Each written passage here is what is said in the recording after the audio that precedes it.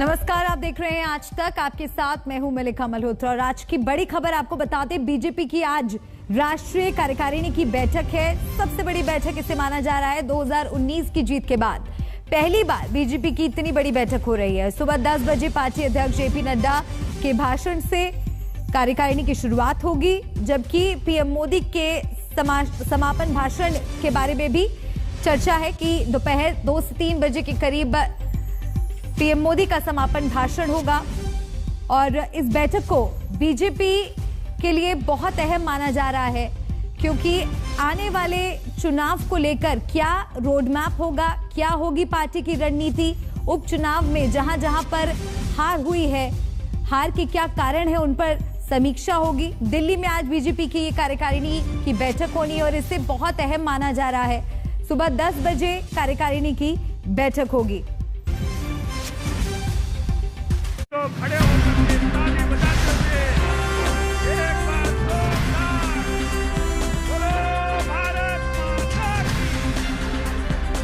जितना काम वाराणसी में पिछले 7 साल में हुआ है, उतना पिछले कई दशकों में नहीं हुआ। मोदी को फिर से एक बार 24 में प्रधानमंत्री बनाना है तो 22 में फिर एक बार योगी जी को मुख्यमंत्री बनाना है। जो कहा सो करके दिखाया, ये भारतीय जनता पार्टी की पहचान है।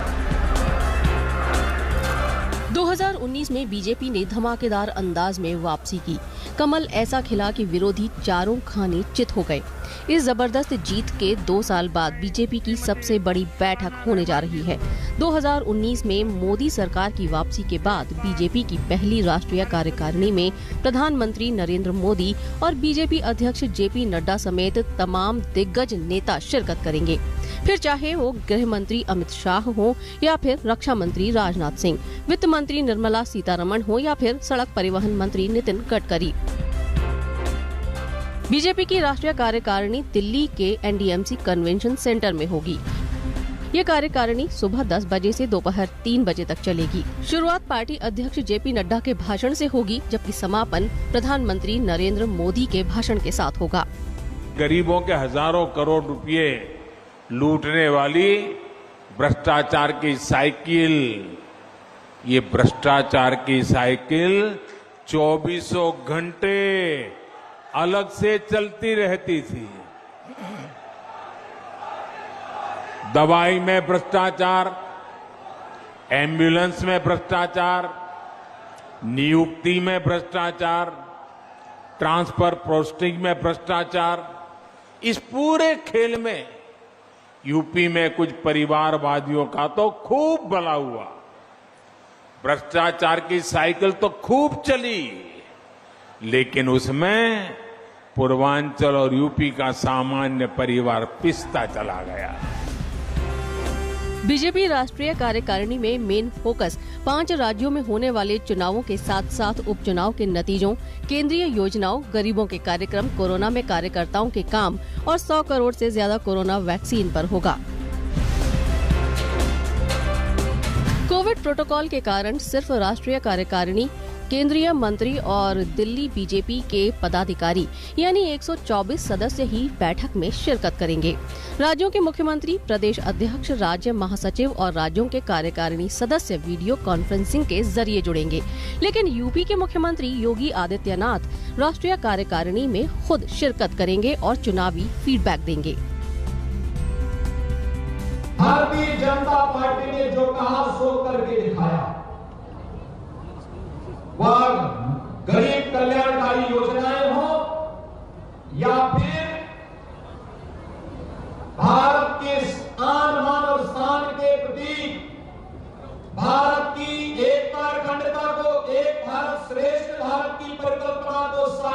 करने का कारण रहा हो, या फिर 500 वर्षों के उस कलंक को जिसको लेकर के प्रत्येक भारतीय के मन में टीस थी कि अयोध्या में काश भगवान राम का मंदिर बन गया होता तो क्या होता, और वह भी करके दिखा दिया। उपचुनावों में बीजेपी को हिमाचल प्रदेश, राजस्थान और पश्चिम बंगाल में जबरदस्त झटका लगा है। जब राष्ट्रीय कार्यकारिणी में तमाम दिग्गज जुटेंगे तो ये हार भी परेशान करने वाले मसलों में शामिल होगी। विधानसभा चुनाव में हार के बाद नेताओं का पलायन भी थम नहीं रहा। उपचुनाव में हार ने पार्टी की मुश्किलें और बढ़ा दी हैं। तो प्रस्ताव जैसा होता है, प्रस्ताव होगा, राजनीतिक प्रस्ताव होगा। आगे 5 प्रदेश का चुनाव है, उसके बारे में भी चर्चा होगा, तैयारी के बारे में।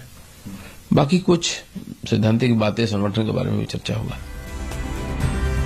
राष्ट्रीय कार्यकारिणी में उपचुनाव में हार और 5 राज्यों में चुनाव पर चर्चा तो होगी ही, पर उन मसलों पर भी नजर होगी जो पार्टी को परेशान कर रहे हैं, फिर चाहे वो महंगाई हो या फिर अपनी मांगों पर अड़े किसान। आज तक ब्यूरो। तो सुबह 10 बजे इस बैठक की शुरुआत होगी। उससे जुड़ी तमाम अपडेट आपको हम लगातार देंगे, लेकिन उसके पहले आपको सुना देते हैं बीजेपी महासचिव अरुण सिंह ने बैठक से पहले क्या कुछ कहा। इस बैठक में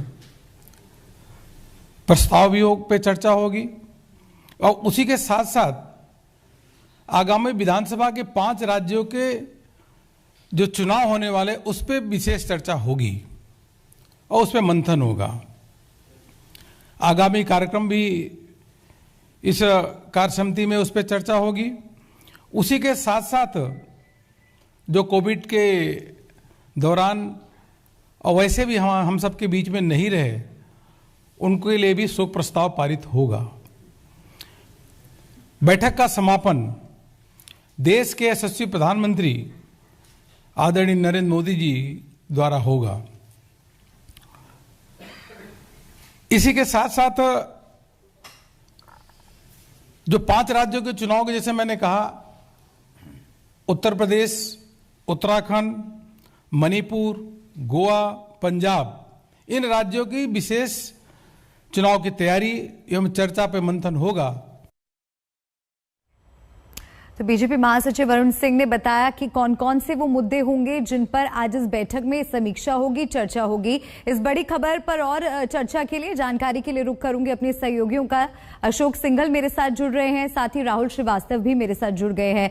अशोक, सबसे पहले आपके पास आते हुए, अरुण सिंह ने उन मुद्दों के बारे में तो बता दिया जिन पर चर्चा होगी, लेकिन हाल ही में जो उपचुनाव हुए हैं उनमें हिमाचल और राजस्थान से बीजेपी के लिए अच्छी खबर नहीं आई। ऐसे में ये मुद्दा भी आज की बैठक में काफी अहम हो जाता है, हार के कारणों की समीक्षा होना।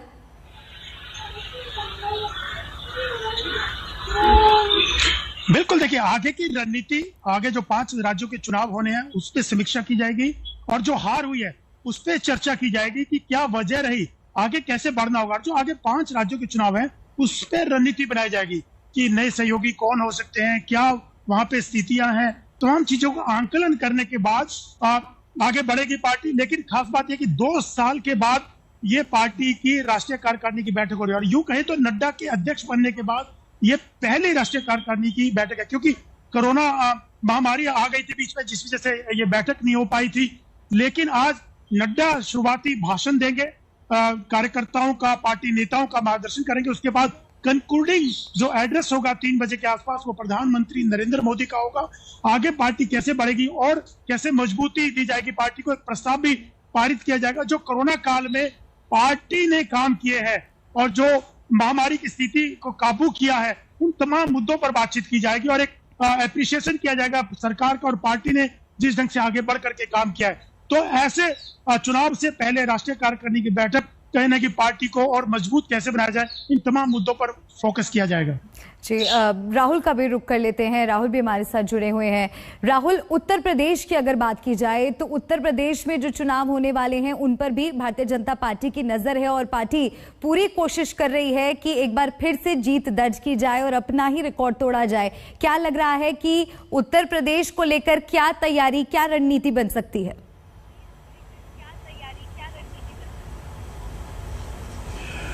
देखिए, उत्तर प्रदेश को लेकर के रणनीति जो है वो ये टोटल अगले साल 7 राज्यों में चुनाव होने हैं, जिनमें से ज्यादातर में बीजेपी सत्ता में है। बीजेपी का सत्ता में होना इसलिए जरूरी है, देखिए एक तो पूरे देश में वर्चस्व बीजेपी का बढ़ता रहता है, उसके अलावा राज्यसभा की सीटों का जिक्र आता है और 2024 के चुनाव हैं। ये जो 2 साल के बाद बैठक लगभग हुई, जैसे अशोक ने बोला, इस पीरियड में बीजेपी ने एक लंबा रास्ता तय किया है। देखिए इसके बीच में कोरोना महामारी आई है, जिसमें तमाम त्रासदियों के कारण बीजेपी और बीजेपी सरकारों के खिलाफ काफी एंटी इनकम्बेंसी जनता में नाराजगी पैदा हुई। इसके अलावा एक पीरियड ऐसा आया जिसमें सरकार काफी विफल दिखाई दी, प्रधानमंत्री नरेंद्र मोदी आगे बढ़े, और उसके बाद एक पीरियड आया जिसमें देखिए राम मंदिर का निर्माण है, अभी आपने देखा कि केदारनाथ धाम में मंदिर का निर्माण है, 100 करोड़ वैक्सीनेशन है, प्रधानमंत्री के कुछ विदेश दौरे हैं। तो एक लंबा रास्ता जो तय किया है, जिसमें केंद्र सरकार के अचीवमेंट है, नरेंद्र मोदी की पॉपुलैरिटी है, लेकिन पार्टी के लिए परेशानियां हैं। ये जो गैप है इसको कैसे क्लोज किया जाए जिससे कि चुनावों में बेहतरी हो सके, ये एक बड़ा अटेम्प्ट रहेगा पूरे देश के बीजेपी के कार्यकर्ताओं के लिए। आने वाले कुछ महीनों के लिए चुनावों से पहले एक मैसेज, जिसे कहेंगे कि मुगली घुट्टी जो होती है, वो एक दी जाएगी कि आगे कार्यकर्ता क्या मैसेज लेके जमीन पे जाएगा। जो हार हुई है उसको कैसे ठीक किया जाए, जो जीत हो सकती है उसको कैसे बेहतर किया जाए। अशोक जी, एक बार फिर से आपके पास आते हुए, जो सरकार को इस वक्त परेशान करने वाले मुद्दे 2 सामने नजर आ रहे हैं। एक तो जिस तरह से तेल के दामों में बढ़ोतरी हो रही है, दूसरा किसान आंदोलन लगातार बढ़ता जा रहा है आगे। इन मुद्दों को लेकर भी क्या आज मंथन होगा?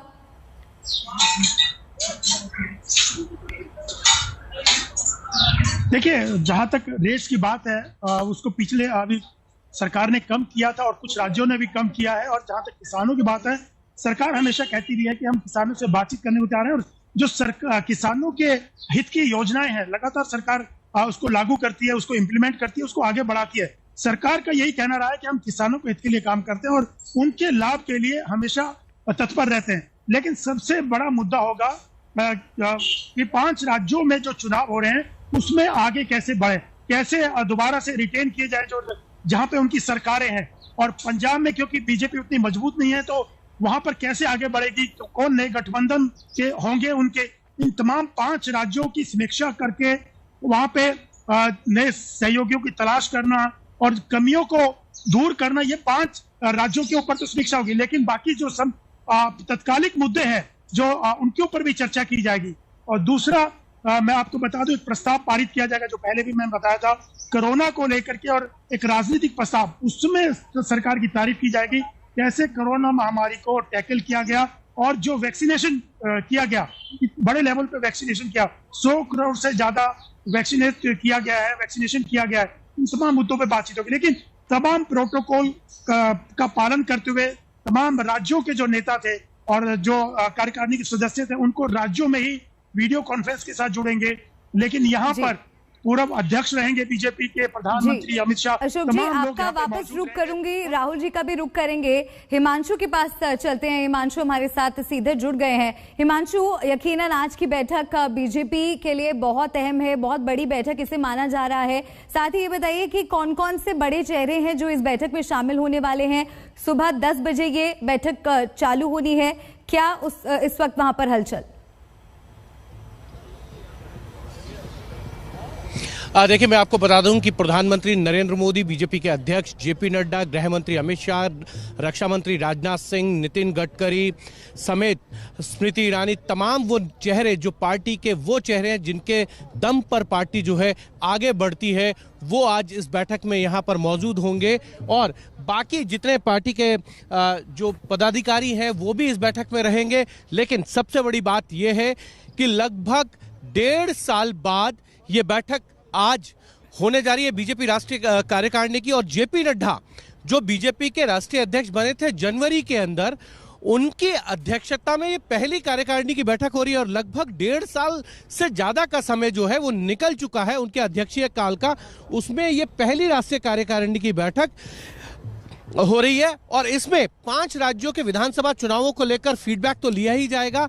आगे किस तरीके से बढ़ना है, क्योंकि जो उपचुनावों के नतीजे आए हैं उन उपचुनावों के नतीजे से सबक सीखते हुए संगठन को कैसे गढ़ना है, संगठन और जो जहां पर राज्य सरकारें हैं वैसे कैसे समन्वय बना के आगे चलना होगा, जिससे कि पार्टी ज्यादा से ज्यादा राज्यों के अंदर चुनाव जीत सके। क्योंकि एक ऐसा राज्य है, जिन 7 राज्यों में अगले साल चुनाव होने हैं वहां पर बीजेपी की सरकार नहीं है, बाकी सभी राज्यों के अंदर जो है बीजेपी की सरकार है। तो ऐसे में 7 में से 6 राज्यों के अंदर एक बार फिर से सरकार को बनाने की चुनौती और एक राज्य के अंदर कैसे सरकार को बनाया जाए, ये इसको लेकर आगे की रणनीति ये तय होनी है। लेकिन इतना जरूर है क्योंकि उपचुनाव के जो नतीजे आए हैं वो बीजेपी के लिए बहुत अच्छे नजर नहीं आए। हिमाचल हो या ये कहें कि मध्य प्रदेश में भी उनको 1 सीट का नुकसान हो गया। उम्मीद की जा रही थी कि तीनों की तीनों विधानसभा और 1 लोकसभा सीट जीतेंगे। कर्नाटक के अंदर बीजेपी को उम्मीद थी कि उनकी सरकार ने बहुत अच्छा काम किया है, दोनों विधानसभा सीटें जीतेंगे। तो ये कहीं ना कहीं बीजेपी को लगता है राजस्थान के अंदर दोनों विधानसभा हारना और 1 सीट में चौथे स्थान पर आना, ये बीजेपी के लिए सही में चिंता का विषय है। ये जानकारी आप हमें दीजिएगा, लेकिन साथ साथ अगर हो सके तो तस्वीरें भी आप दिखाइए, क्योंकि 2019 के बाद इसे एक बड़ी बैठक माना जा रहा है। यकीनन तैयारियां भी बड़े स्तर पर होंगी। तस्वीरें भी दिखाते रहिए साथ साथ और आप अपनी बात पूरी कीजिए। देखिए बिल्कुल मैं दिखा सकता हूं कि ये महिलाएं यहाँ आई हैं, वो अपनी परंपरागत वेशभूषा में नृत्य करते हुए प्रधानमंत्री नरेंद्र मोदी का स्वागत किया जाएगा। उसके साथ साथ आप देखिए कि यहाँ ढोल और नगाड़ों के साथ जो है प्रधानमंत्री नरेंद्र मोदी और जितने डेलीगेट्स आएंगे उनका स्वागत किया जाएगा। लेकिन ये स्वागत तो होगा, लेकिन इसमें चिंता भी होगी और चिंतन भी होगा, क्योंकि बीजेपी के लिए एक ऐसा समय जब उनकी सरकारों को लेकर एंटी इनकम्बेंसी नजर आ रही है। और आप देखिए कि बिल्कुल कर्नाटक के परंपरागत तरीके से जो है ढोल बजाकर वो डेलीगेट जो आ रहे हैं उनका स्वागत किया जा रहा है। लेकिन मैं फिर आपसे वही कहूंगा कि इन 5 राज्यों को लेकर जो फीडबैक है वो बहुत जरूरी है। और आप देख सकते हैं कि जितने डेलीगेट्स आ रहे हैं अब उनका स्वागत को लेकर, क्योंकि धीरे धीरे समय जो है वो बढ़ता जा रहा है और लगभग 10:10 के करीब जो है प्रधानमंत्री नरेंद्र मोदी वो एनडीएमसी के इस कन्वेंशन सेंटर में आएंगे और यहाँ पर उसके बाद ये बैठक सिलसिला शुरू होगा। और पहला अध्यक्षीय भाषण जो है जेपी नड्डा का और अंत में प्रधानमंत्री नरेंद्र मोदी का मार्गदर्शन कि कैसे सरकार, संगठन और सेवा को लेकर आगे चलना है। जिस कोविड काल में यहाँ पर हमें एक ब्रेक के लिए रुकना होगा, आप नजर बनाए रखिए। अशोक जी भी हमारे साथ जुड़े रहेंगे। हिमांशु लगातार तस्वीरें आप तक पहुंचा रहे हैं और राहुल श्रीवास्तव जी भी हमारे साथ जुड़े रहेंगे, उनके साथ आगे बातचीत करेंगे। एक ब्रेक के लिए रुक रहे हैं, देखते रहिए आज तक। तब से कुछ ही देर में बीजेपी की राष्ट्रीय कार्यकारिणी की बैठक शुरू होगी। सुबह 10 बजे का वक्त। 2019 की जीत के बाद पहली बार बीजेपी की इतनी बड़ी बैठक होने जा रही है। सुबह 10 बजे पार्टी अध्यक्ष जेपी नड्डा के भाषण के साथ इस बैठक की शुरुआत होगी और पीएम मोदी का समापन भाषण दोपहर 2 से 3 बजे के करीब होगा। तो इस बैठक से जुड़ी हर हलचल सबसे पहले आज तक पर लगातार आपको दिखा रहे हैं। तमाम सहयोगियों की नजर बनी हुई है इस बड़ी बैठक पर। तो कई अहम मुद्दों पर आज मंथन होगा, चिंतन होगा। बीजेपी की ये बड़ी बैठक सुबह 10 बजे। वक्त एक ब्रेक का है, खबरों का सिलसिला लगातार जारी है। इस बड़ी खबर पर नजर बनी है, लौटेंगे अपडेट्स के साथ।